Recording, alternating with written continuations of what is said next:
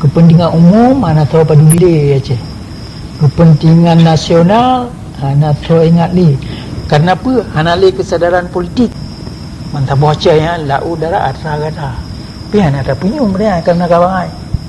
Ana purno ya Jawa. Ana purno nanti kula. Hasil daripada nang bocah. Atra kata. Pusaka kata aja. Taban lagi ya. Apa yang dia terima pribadi ni mbak urun situ. Yo ada collective interest.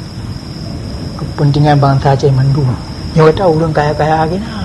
Karena kata dili Tuhan anu binang gawan tu nak cedah. Dak ingat tu kata kita apa? Dek nayo mi ada yo. Gemedang, gemati, bersyahid. Pi kata kabi bangai. Anak itu anak panena ada fikir kata makut tu gemati. Han panena tim mati, han ada tim medang. Kai paruh di Jawa lagi paruh itik. Ni ala kepeng maji lah. Pandai dia laki lagi. Apa jawab pandai je. Pandai bi gaji.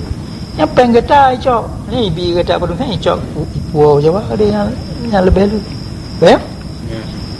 Yang buat kapuk tu padung tu. Mulai 25 kali. Menyapi 25 Jawanya hana merdeka dalam bukan kita Aceh. Jadi mesti ada depa. Kita Aceh ada merdeka kan karena hana budaya. Bena urang yang pegang notah budaya ada Aceh merdeka. Ialah kita budi. Urung mengabangan. Hanai depa apa? Batai kemah merdeka dengan budi. Hanai itu mikir merdeka lah baru kemah merdeka. Budi ibu bacu tak nah. Bertanya Aceh gadah merdeka watia budi lanjaro tu. 25. Bertanya yang beri budi ke Jawa mana budi. Jadi sebenarnya kan perkara budi, perkara semikir merdeka. Bertanya Aceh hanai semikir merdeka, hanai betul-betul dulu. Ana dulu sodro dulu, ana dulu so ina tu dia ana depa pusaka dia. Dah ana depa hak dia tu dunia. Dah ana depa apa kejadian mantap ni. Betul macam ana ada depa apa kejadian dah mantap lingkar. Mantap dia ana depa. Kabi bangai. Paling tu je Pulau Jawa kan ya.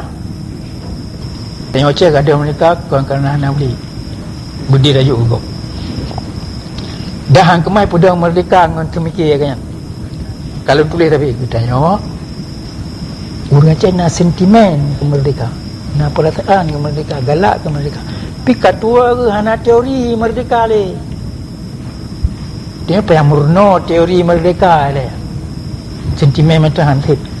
Apa teori merdeka? Dia mesti datang buat organisasi. Mesti ada apa yo kepentingan nasional apa makna? Kepentingan kolektif, interest ni bangsa Aceh apa? Sejarah Aceh akibat ini tu dia akibat pedang hak yang dia payangi yang mendu boleh bangsa-bangsa lain dalam dunia akibat pedang kemerdekaan kerana itu orang turoi benar teori merdeka betul hang kemah merdeka mana ada semikir merdeka